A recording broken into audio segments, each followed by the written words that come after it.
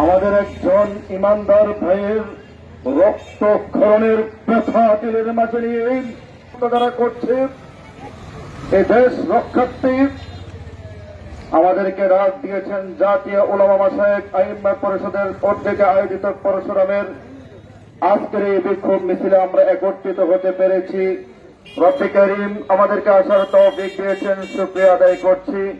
বলছি এবং পড়ুন বলুন। হাজিরিন, সম্মানিত প্রিয় ব্যবসায়ীবৃন্দ, আপনারা জানেন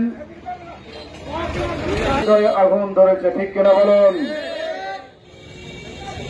আমাদের হৃদয়ে আগুন ধরে দিয়ে সবাই মিলেমিশে কাঁধে কাঁধ মিলিয়ে হাতে হাত মিলিয়ে সম্মেলন করছে। তারা আমাদের মুসলমানদের কাছে মায়ের নিরাপত্তা দিচ্ছে না বলুন। শুধু কারণ বন্যা থেকে শুরু করে এক পর্যন্ত এরা আজ আমার দেশে আমাদের ইমানি ভাইকে জবাই করবে আর সেই রক্ত দেখার পরে মুসলমান সহ্য করবে, এই স্বপ্ন দেখার সময় আর নাই। আমি বলতে চাই, প্রিয় পরশুরামবাসী, আপনাকে সজাগ থাকতে হবে।